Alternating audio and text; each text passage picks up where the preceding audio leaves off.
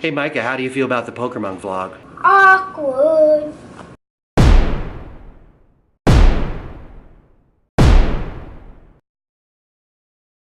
Hey, good morning everybody. Welcome to episode 33 of the PokerMonk vlog.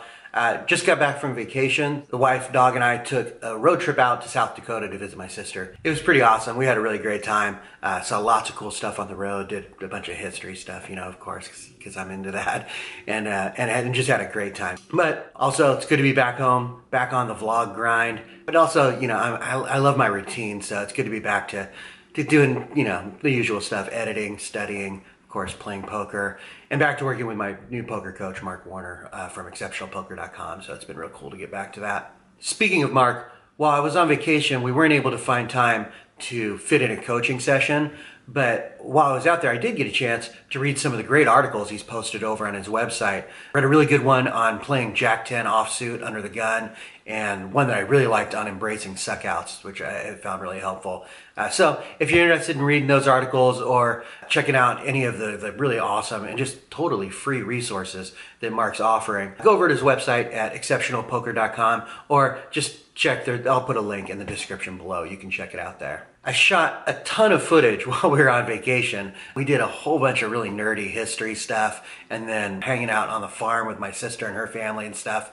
So, like I say, I shot a ton of footage. I decided to break it up into 2 episodes. So this first episode, the one you're watching now, it'll cover our trip out there, hanging out with my sister in South Dakota, and then I was able to fit in a live session in a casino that I guess is just outside of Sioux Falls. I think it was in Iowa. It was a really fun session, and I played my first tournament in well over a decade. Spoiler alert, I suck. So it doesn't go really well, but I do fit in a live session right after the tournament, and it was fun playing in a new casino like that. The next episode, episode 34, that'll cover our trip back, celebrating my birthday, which happened while we were out there on vacation, and then my first session back playing live here on the East Coast. It'll cover all that. Just in case you don't care about all this vacation and history stuff, I'm going to put a timestamp in the description below to tell you exactly where the poker starts, and you can just jump ahead if that's what you're into. So that's it for announcements. If you haven't subscribed yet, make sure you do. It really does give me the ability to keep this vlog going, and it lets you know when future episodes are coming out. It can be a little sporadic, so it might be nice to get a little alert on when the next episode's here. But that's it. Thank you guys so much, and enjoy the episode. First stop in West Virginia, hitting the old Starbucks here. Gonna get a green tea frappuccino. Pretty pumped. Hey West Virginia, men is already plural. Don't need to add an S. Forget about signs and rules. Oh, the payment and the long, long roads. Yeah, and you're always in such a rush. This is Miso's first time in Ohio, and she's pretty damn excited about it. I think we all are. So what do you guys think of Ohio so far? Well, we've made it out to beautiful Tip City, I think that's what it's called, Tip City, Ohio, outside Dayton. Oh yeah, here it is. Welcome to Tip City. It's gorgeous. All right, so we're all packed up. We're leaving Tip City, Ohio, and heading out today to Springfield, Illinois. This is a big day for me. I've never been to any of the Abraham Lincoln stuff, so today we're going to Springfield. We're gonna go to Lincoln's tomb. I wish we had time to go see the museums and stuff. We may do that on the way back, but hey, this is a big deal for me. I know I'm nerding out a little bit, but I'm pretty effing excited. All right, I'll talk to you guys over there. Long, all night. Oh, oh, oh, oh, oh, oh, oh, oh.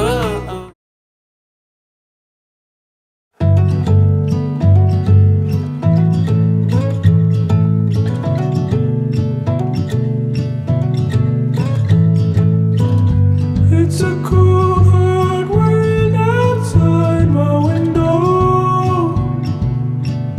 Ooh, where people don't know which way to go. Go. I breathe you in 'cause you sensed it. So honestly, it feels a little strange being here. I've thought about coming here for so many years, and then to actually be here, it's a I'm a little awestruck. I'm not sure what to say, to be honest with you guys, but it's beautiful. I just walked inside the tomb.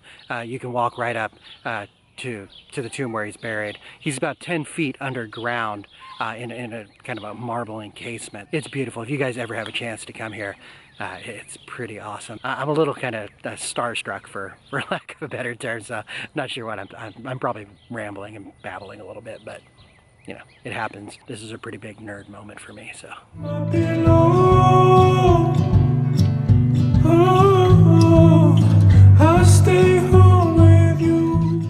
It's pretty cool. Not only is Abraham Lincoln buried in this cemetery, but so is Fred Flintstone. Check that out. Awesome.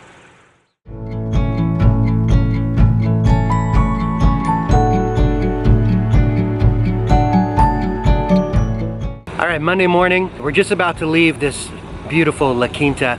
You know me, I like to stay in the lap of luxury, so. But we're in some place called Peru, Illinois. It's our last stop on the way to South Dakota to visit my sister. I'm still kind of reeling about yesterday. I had such a great day going to the Lincoln burial site, which was just awesome. In fact, so much so, we've decided on the way back, we're gonna stop again and go to the Lincoln Presidential Museum. I'm super excited about that too, so I'm really nerding it up here. I even got an Abe Lincoln t-shirt here, but what can you do? All right, gonna hit the road. See you guys in a bit.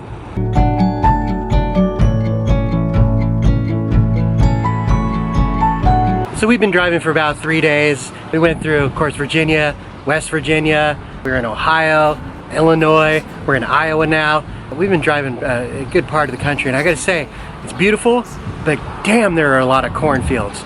It really feels like America has just become one gigantic cornfield.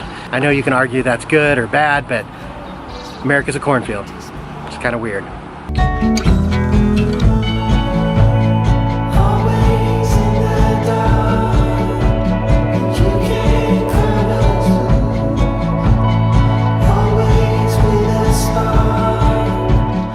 Hi, welcome to Sioux Falls. This is my little sister, Renee. I love her. Aww. So my sister and her family and Patty and I, we've all come out to Sioux Falls, the city Sioux Falls, to check out the falls.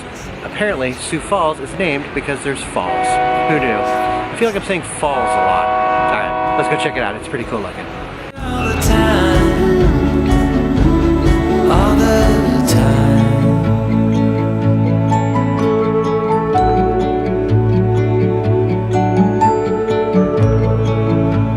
I don't know if you're recording. Maybe you are. Hello? Hello? How you worry me? I only miss it when it's gone. No, I ain't trying to forget. I just wait for my black swan. So we just left the park and now we're in downtown Sioux Falls. Checking this out. We're gonna get some lunch and look at some stores. Exciting. Always with a smile. Wish I could forget.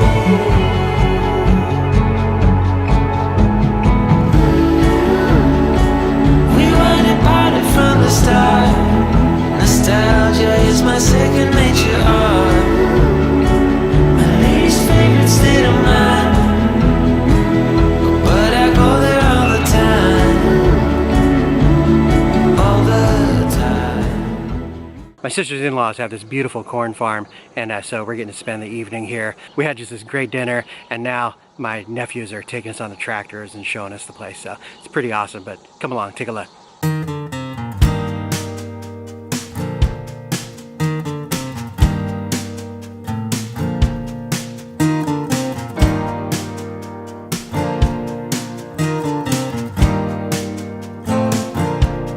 Open up the window. I'm breathing in the last of September. I can feel the wind blow, and the late summer sky is like a giant ember. Everything is turning into gold. When the autumn leaves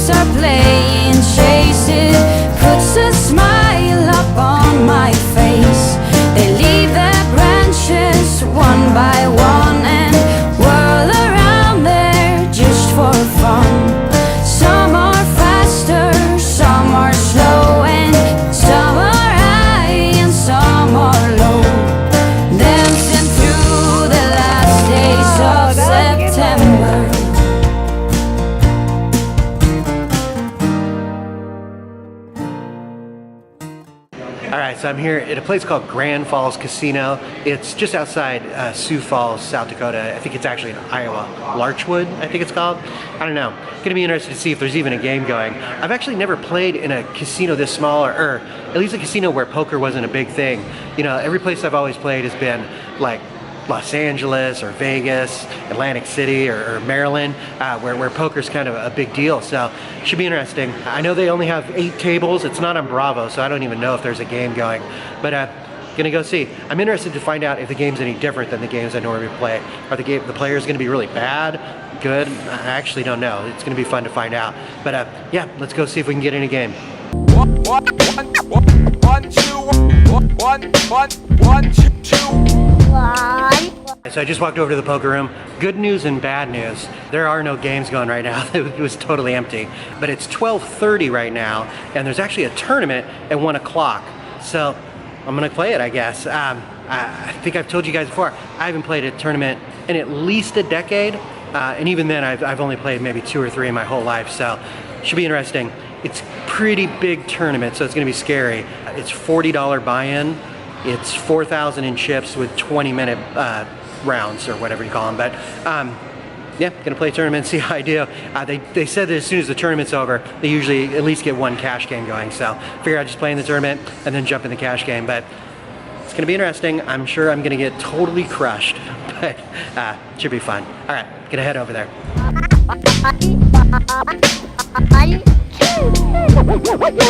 Out of the tournament already. It was not fun at all. It reminded me why I hate tournaments and why I haven't played one in over a decade.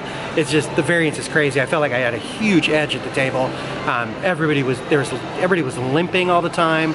They were playing real fit or fold poker and just super passive. They were terrible, but key hand was, got it all in with kings in a 4-way, 4 multi-way all in against ace jack, ace queen, and ace 8, and of course an ace came on the flop, the case ace. So it was looking pretty good. I was feeling pretty good about all those aces already being out, but yeah, got knocked out.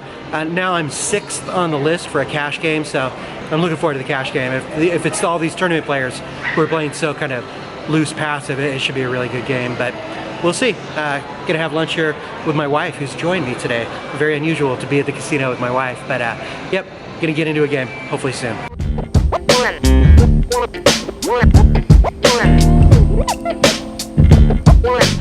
All right, so on my first break here, I've been playing for an hour. It's a pretty great game, good and bad. It's got a 200 max buy-in for 1-2 table, but so not great there. But the nice thing is every single person in the game is bought in for the max, so there's a decent amount of money on the table. There was 2 players in there earlier who it was clearly their first time playing, and then the rest of them are just a bunch of either OMC or kind of passive regs. There's been a ton of limping. There's been a couple straddles. I even straddled once, which is unusual for me. We'll talk about it in the hand analysis a little bit, I think. But yeah, really good game. Only get to play a couple hours, but I'm actually impressed. It's very kind of a fit or fold. It's not real passive. They're calling small raises. They won't call big raises, so I'm having to kind of adjust my raise size to keep at least one player in hand. It's not a bad game. So far, so good.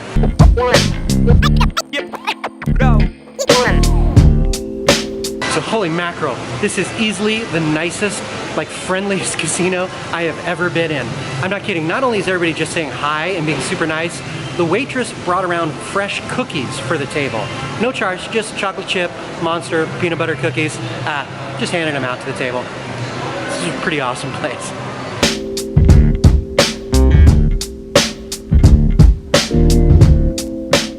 All right, time for the hand analysis.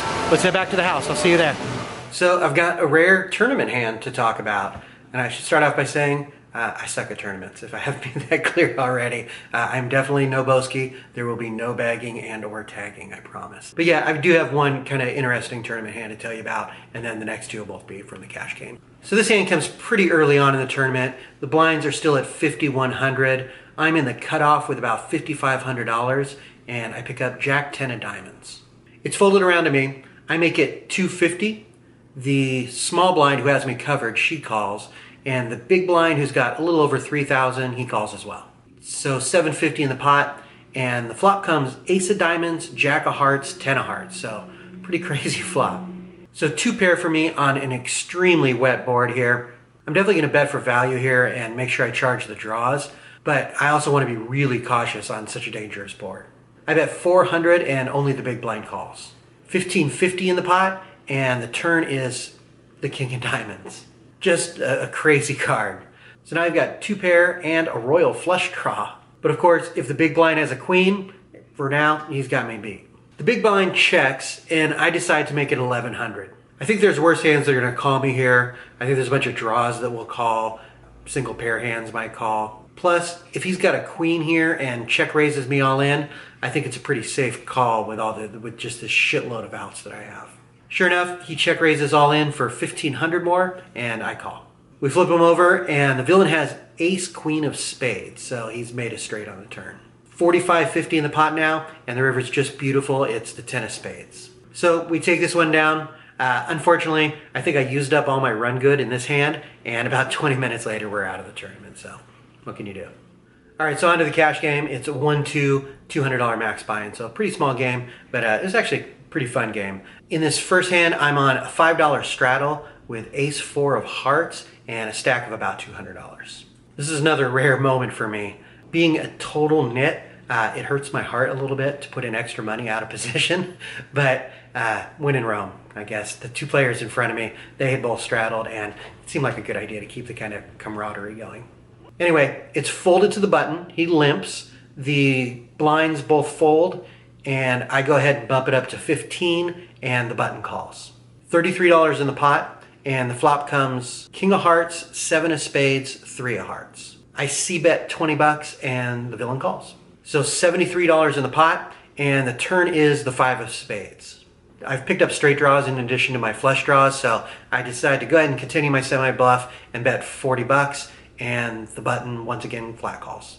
$153 in the pot now, and the river is a good one. It's the queen of hearts, giving me the nut flush. I decided to go ahead and bet on the small side, hoping to get paid off by King X, and I bet out 80 bucks. The button calls pretty quickly and turns over, much to my surprise and delight, pocket kings. And my hand is good, but just wow. I mean, I told you, it's a pretty passive game, so we take this one down. In this last hand, I'm on the button with, again, about $200 in my stack, and I pick up 5-3 of spades. There's 3 limps ahead of me, and I decide to go ahead and limp as well. I'm trying not to limp much at all anymore, but this game's been super passive, so I don't fear any kind of raise from the blinds. And this is a pretty playable hand. If I miss, it's easy to get away from, and if I hit, it's got a lot of kind of hidden strength. So like I said, I limp, the blinds limp, and 6 of us see the flop. It's 12 bucks in there, and it comes ace of hearts, 5 of clubs, 5 of spades. Pretty gin flop. The big blind bets out $8. It's folded around to me, and I just flat call, planning to raise a bet on the turn. So now $28 in the middle, and the turn is the queen of spades. The villain, he bets out 20 bucks.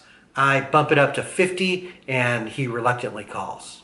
So now the pot is 148, and the river comes just the absolute worst card in the deck for me. It's the ace of diamonds. The villain checks, which is good for me because I just can't imagine him getting this far in the hand with anything other than an ace, and so I go ahead and check behind. The villain flips over ace of clubs, 7 of spades, and takes it down. Ugh. All right, on that happy note, back to Grand Falls. Because it's my birthday, I'm getting $10 in free slots play, so maybe we'll actually make some money today. Here goes. Pretty exciting.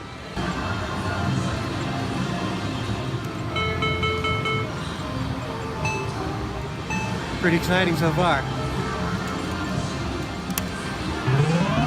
Yes. Okay. $12.50. Maybe I should stop playing poker and just start playing real poker. All right, that's gonna do it for poker today. It was a really great game. Again, I don't think I could design a better game than this. It was just really very easily beatable game.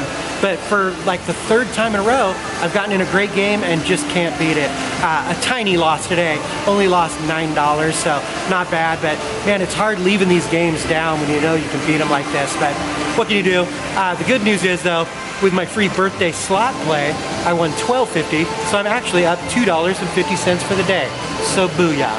All right, that's gonna do it. Gonna head back to my sister's now, do some more visiting, and then head home in a couple days, but I'll get some more footage. It'll actually be in the next video. All right, I'm battling. If you guys like the video, make sure you give it a thumbs up. Subscribe if you haven't yet. Otherwise, I'll talk to you in the comments. Thanks for watching. The Uncle Poker Monk rules!